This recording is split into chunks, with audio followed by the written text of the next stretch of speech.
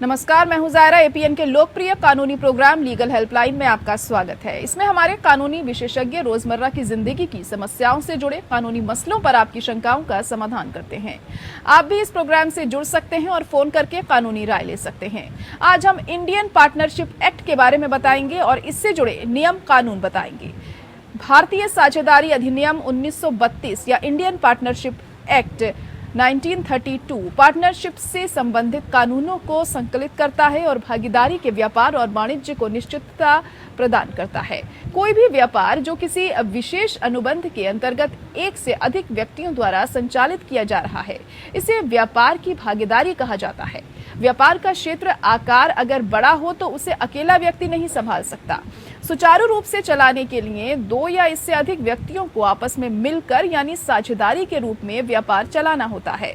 किसी भी व्यापार को कई प्रकार से अर्थात proprietorship, private limited company, HUF और साझेदारी फर्म के रूप में चलाया जा सकता है। प्रत्येक व्यापार के स्वरूप और आकार पर निर्भर करता है कि उसका संचालन किस रूप में किया जाए। भारतीय साझेदारी अधिनियम कारोबार में साझेदारी के नियमों को पेश करता है। तो ये तो थी भारतीय साझेदारी अधिनियम से जुड़ी कुछ बुनियादी जानकारी। आज भारतीय साझेदारी अधिनियम के बारे में जानकारी देंगे हमारे कानूनी विशेषज्ञ विनय वत्स जी। विनय जी आपको विषय से जुड़े तमाम कानूनी पहलुओं की जानकारी देंगे। अगर आपका इस मुद्दे से जुड़ा कोई सवाल है तो आप फोन करके राय ले सकते हैं। हमारा फोन नंबर है 0120-612-7967। इसके अलावा आप 0120-612-7968 भी डायल कर सकते हैं।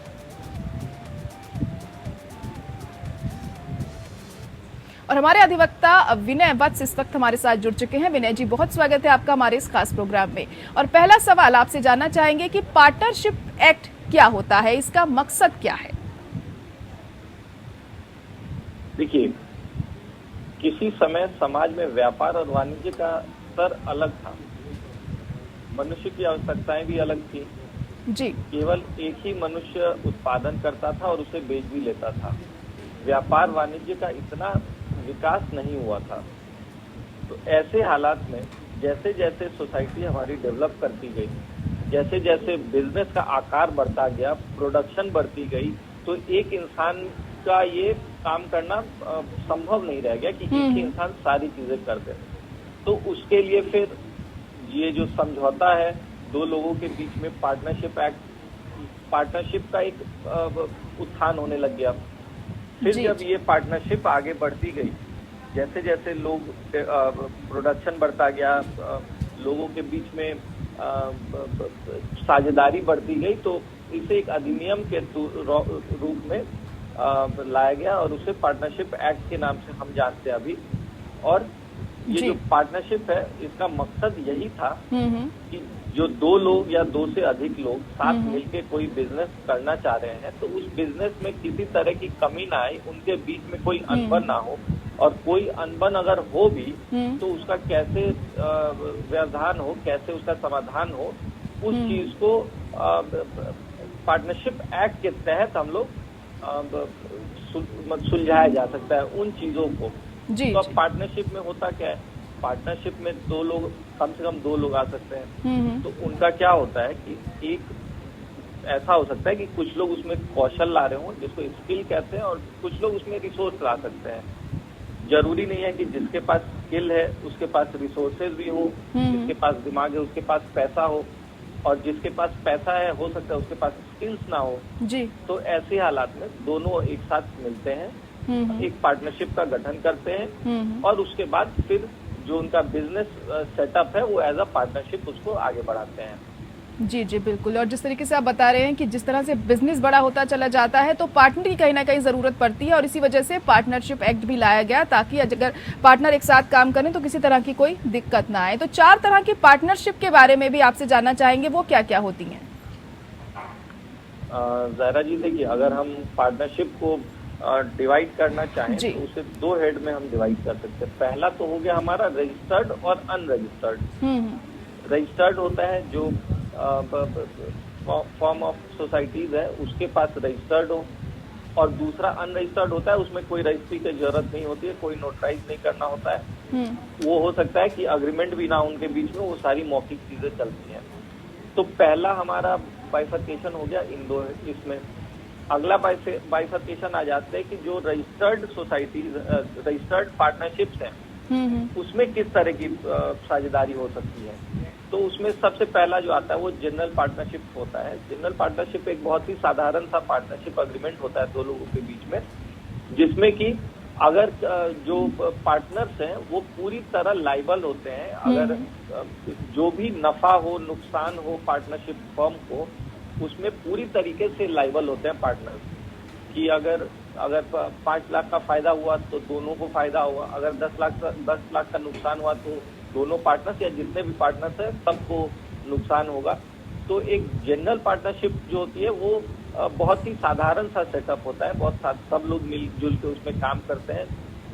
जरूरी नहीं है सबका काम बटा हुआ हो, जी। सब एक इस तरीके से काम करते हैं।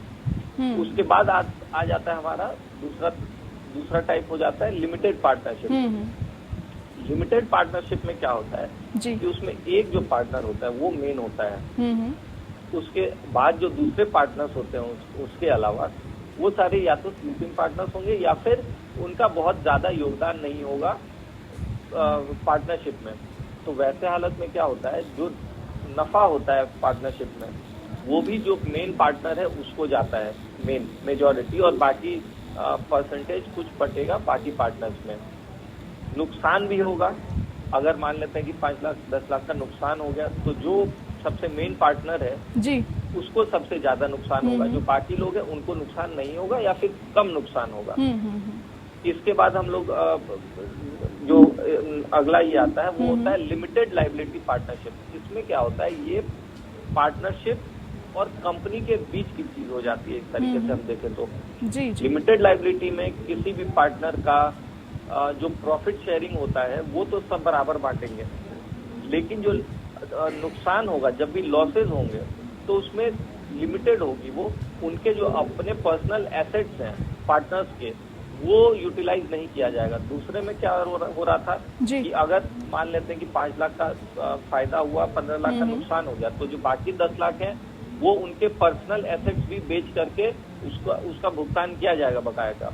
लेकिन लिमिटेड लायबिलिटी में क्या होता है, लिमिटेड लायबिलिटी में जो उनका पर्सनल एसेट्स है प्रॉफिट के अलावा, उन चीजों को बीच में नहीं लाया जाता है, और वो एक तरह से वो एक सेफ गार्ड हो जाता है पार्टनर्स का कि उनकी पर्सनल एसेट्स, उनका घर, गाड़ी, ये सब नहीं बिकता उसमें। और जो लास्ट है वो पार्टनरशिप एट विल होता है। उसमें ये भी बहुत ही इसमें जो पार्टनरशिप अग्रीमेंट होता है उसमें किसी तरीके से ये नहीं बताया जाता है कि पार्टनरशिप कब खत्म होगा। जनरली क्या होता है कि पार्टनरशिप एग्रीमेंट्स में काफी बार हम लोग एक टर्म डाल देते हैं कि हाँ ये जो पार्टनरशिप है ये 4 साल के लिए है, 4 साल के बाद रिन्यू होगा, या 10 साल के लिए 10 साल के बाद रिन्यू होगा।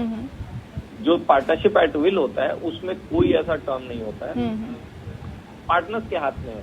उनका जब मन हो वो कोई भी पार्टनर नोटिस देके या मौखिक तरीके से वो पार्टनरशिप खत्म कर सकती है, और वो एट विल होती है जितने भी पार्टनर्स हैं उनके ऊपर।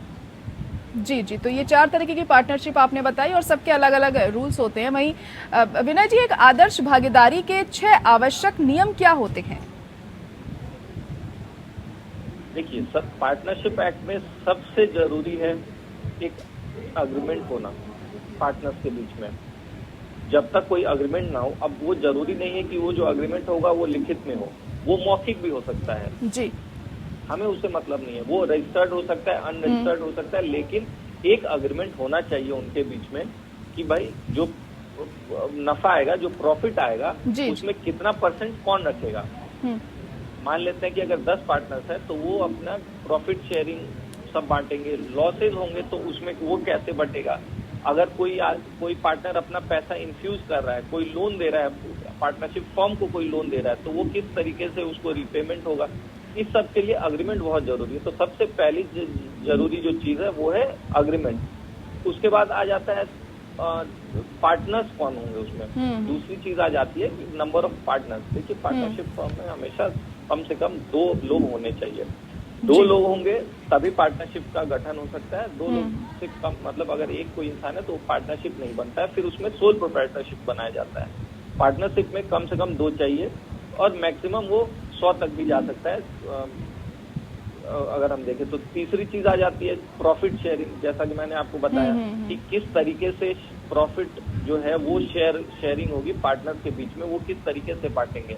तो अगर हमारा रिटर्न एग्रीमेंट है, उसमें दिया हुआ है कि प्रॉफिट कैसे बटेंगे, तो इसमें भी कोई दिक्कत होती नहीं है। पार्टनर्स के बीच में जो भी नफा नुकसान होता है वो बढ़ जाता है। चौथी चीज आ जाती है बिजनेस मोटिव। जी जी। अब बिजनेस मोटिव क्या होता है? अगर आप कोई बिजनेस चला रहे हैं तो आपका कुछ तो उसमें सोच होगी आपकी कि आप किस चीज का बिजनेस चला रहे हैं। अगर आप कपड़ों का बिजनेस चला रहे हैं तो आपका बिजनेस मोटिव हो जाएगा कि हाँ भाई हमें गारमेंट्स का, रेडीमेड गारमेंट्स का बनाना है, हमें होलसेल का ये करना है, हमें स्पोर्ट्स प्रोडक्ट्स का कुछ सामान बनाना है। कुछ भी हो सकता है, वो मोटिव पार्टनर्स पे डिपेंड करता है कि उनका मकसद क्या है वो बिजनेस चलाने का, वो आखिर करना क्या चाहते हैं उस पार्टनरशिप फॉर्म के थ्रू। तो उसमें चौथी चीज हो जाती है कि उनका मोटिव क्लियर होना चाहिए, वो भी अग्रीमेंट में आ जाता है कि मोटिव क्या उनके बीच में। जी, उसके बाद जो है वो आ जाता है म्यूचुअल बिजनेस होती है पार्टनर्स के बीच में। जी। वो जो पार्टनर्स हैं, जो भी पार्टनर होते हैं पार्टनरशिप फर्म में, वो पार्टनर्स भी हैं और एजेंट्स भी हैं। उनको दोनों तरीके से ट्रीट किया जाता है। वो खुद कंपनी मतलब पार्टनरशिप फर्म चला भी सकते हैं और उसको कहीं बेच भी सकते हैं एज एन एजेंट। उसकी जो सर्विसेज है वो किसी को बेच भी सकते हैं। ठीक है, तो एक पार्टनर का कुछ भी काम जो होता है, कुछ भी अगर वो काम करता है तो वो उससे दूसरा पार्टनर भी अफेक्ट होता है हमेशा। तो इस वजह से एक म्यूचुअल बिजनेस होता है पार्टनर्स के बीच में। और लास्ट आ जाता है अनलिमिटेड लाइबिलिटी। जैसा मैंने बताया था, पार्टनरशिप फर्म में जनरली अनलिमिटेड लाइबिलिटी होती है। अगर आपके पार्टनरशिप फर्म में अगर आपको 15 लाख का नुकसान हुआ है तो वो भले आपको अपना घर और गाड़ी बेच के चुकाना पड़े, लेकिन आपको चुकाना पड़ेगा। लिमिटेड लाइबिलिटी पार्टनरशिप का रजिस्ट्रेशन अलग होता है, अलग तरीके से, तो वो उसकी बात मैं नहीं कर रहा हूँ। ये मैं नॉर्मल पार्टनरशिप की बात कर रहा हूँ जिसमें अनलिमिटेड लाइबिलिटी होती है। अगर आप पे कोई केस करता है किसी बकाये पैसे का भुगतान के लिए, तो उस केस में फिर आपके पर्सनल एसेट्स भी एट स्टेक हो जाते हैं। जी, लीगल हेल्पलाइन में। और आज हम बात कर रहे हैं पार्टनरशिप एक्ट के बारे में और हमारे अधिवक्ता विनय वत्स जी बने हुए हमारे साथ लगातार। विनय जी, अगला सवाल आपसे ये जानना चाहेंगे, जो साझेदारी पंजीकरण होता है यानी कि रजिस्ट्रेशन अगर आप करवाते हैं तो उसके लिए क्या कुछ आवश्यक दस्तावेजों की जरूरत होती है? देखिए, उसमें सबसे जरूरी चीज होती है एक आइडेंटिटी प्रूफ होती है। सबसे मेन एक आपका आईडी होना चाहिए। आईडी में क्या हो सकता है, मेजरली उसमें पैन कार्ड मांगा जाता है। पैन कार्ड क्योंकि जो टैक्स लाइबिलिटी भी होती है किसी इंसान की, तो पैन कार्ड से ही जुड़ी होती है, तो इसकी वजह से उसमें एक पैन कार्ड मांगा जाता है किसी भी इंडिविजुअल की। अगर कोई इंटरनेशनल फॉरेन इंडिविजुअल है तो उसमें नोटराइज पासपोर्ट चाहिए होता है आइडेंटिटी कार्ड में, तो आइडेंटिटी प्रूफ में। तो पहला चीज तो हमारा हो गया पैन कार्ड। अगला चीज होता है एड्रेस प्रूफ। एड्रेस प्रूफ में आप कुछ भी दे सकते हैं, ड्राइविंग लाइसेंस दे सकते हैं, पासपोर्ट दे सकते हैं, आधार दे सकते हैं, बैंक स्टेटमेंट दे सकते हैं, बिजली का बिल दे सकते हैं।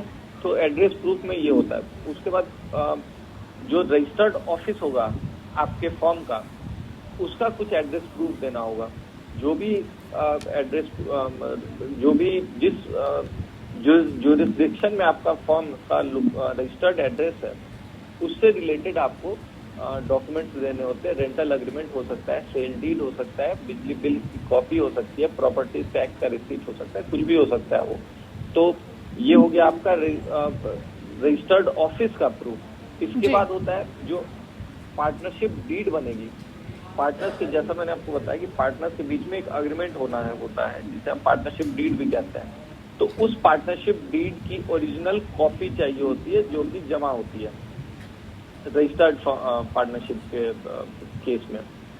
वो सारे पार्टनर्स उसमें साइन करते हैं, सारे हर पेज पे उनका साइन होता है। उसके बाद फॉर्म नंबर 1 होता है जो कि application for registration under partnership act होती है। तो वो जो बेसिक एप्लीकेशन होता है कि आप पार्टनरशिप फॉर्म को रजिस्टर करना चाहते हैं, तो उसमें फॉर्म नंबर 1 फाइल होता है। और इसके अलावा जो सारे पार्टनर्स हैं उनका एक एफिडेविट जमा होता है इन सारे डॉक्यूमेंट्स के साथ। जी जी। तो रजिस्ट्रेशन के अलावा एक समझौता करार भी होता है, वो क्या होता है और किन नियमों से ये संचालित होता है? जायरा जी, जो समझौता करार होता है, जिसे हम पार्टनरशिप डीड भी कहते हैं, ये बहुत ही बेसिक डॉक्यूमेंट होता है पार्टनर्स के बीच में। किस तरीके से नफा बटेगा, नुकसान बटेगा, लायबिलिटी किस पे क्या जाएगी, अगर किसी कहीं से लोन आया है या फिर कोई पार्टनर अपना कुछ पैसा इंफ्यूज कर रहा है पार्टनरशिप में, या फिर वो लोन दे रहा है पार्टनरशिप फर्म को, तो वो किस तरीके से यूज होगा, कैसे उसको उसका रिपेमेंट होगा, कितने साल की वैलिडिटी होगी। तो जितनी भी चीजें जितने भी क्या कहते हैं इसे, पार्टनर्स के बीच में जितने भी पॉइंट्स उठ सकते हैं, जितने भी प्रॉब्लम्स उठ सकती हैं, उनका उनके निराकरण के लिए पहले ही पार्टनरशिप डीड होता है साइन, जिसके प्रोविजन से पार्टनरशिप पूरा जो ये होता है वो गवर्न होता है उसमें। अब हम बात करें कि किन नियमों से ये संचालित होता है, तो उसमें देखिए सबसे बेसिक चीज आ जाती है Indian contract act. Indian contract act में होता है कि क्या वैलिड एग्रीमेंट होगा, क्या कॉन्ट्रैक्ट पार्टीज के बीच में फाइल बनाया जा सकता है, कौन कॉन्ट्रैक्ट साइन कर सकता है, पार्टनरशिप फर्म में पार्टनर्स कौन बन सकते हैं। तो ये सारी चीजें उसमें गवर्न हो जाती है। कुछ प्रोविजंस की अगर हम बात करें तो वो हमें इनकम टैक्स एक्ट में भी मिल जाते हैं और कुछ कंपनीज एक्ट में भी मिल जाती हैं। तो मोटा मोटा इसमें 4 एक्ट्स हैं जो रोल प्ले करती हैं। हमारा पार्टनरशिप एक्ट हो गया, कंपनीज एक्ट हो गया, इनकम टैक्स एक्ट हो गया, और लास्टली हमारा कॉन्ट्रैक्ट एक्ट हो गया। जी जी। तो किन नियमों के तहत धन उधार देने वाला व्यक्ति कारोबार में साझेदार बनता है? देखिए, धन उधार देने वाला जरूरी नहीं है कि जो पैसा उधार दे रहा है वो हमेशा पार्टनर बन ही जाएगा पार्टनरशिप फर्म में, क्योंकि हो सकता है कि हम बैंक से लोन ले, पार्टनरशिप बैंक से लोन ले ले, तो इसका मतलब ये नहीं कि बैंक उसमें एक पार्टनर बन जाएगा। ऐसा भी नहीं है कि अगर कोई बाहर का इंसान अगर कुछ पैसे दे रहा है, लेंड कर रहा है पार्टनरशिप फर्म को, तो उससे वो पार्टनर बन जाएगा।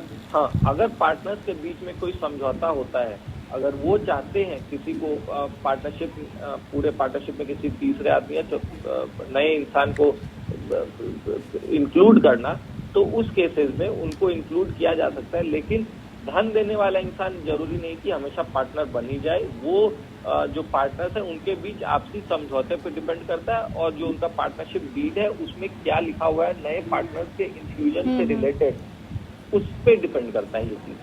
जी, तो समझौते पे डिपेंड करता है कि क्या करना है। वहीं अगर किसी साझेदारी फर्म में किसी साझेदार की मौत हो जाती है, किसी एक पार्टनर की मौत हो जाती है, तो उसकी किसी विधवा या बच्चों द्वारा वार्षिक के रूप में लाभों में अंश की प्राप्ति उनके फर्म का भागीदारी नहीं बनाती है क्या? इस स्थिति के बारे में जानना चाहेंगे आपसे।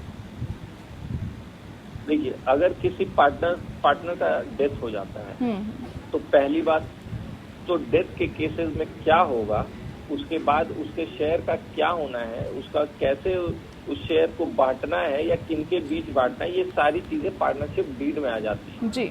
अब पार्टनरशिप डीड जो है वो पार्टनर्स के बीच का डॉक्यूमेंट है। वो जिस तरीके से चाहे वो उसमें टर्म्स इंक्लूड कर सकते हैं।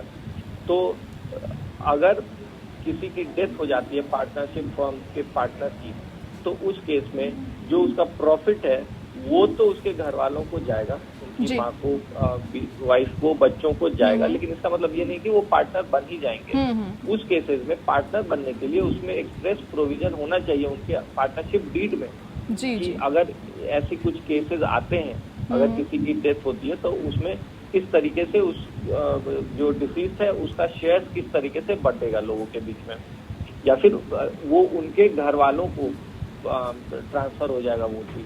तो वो सब चीजें पार्टनरशिप डीड में आ जाती हैं, अगर उसमें है उसका।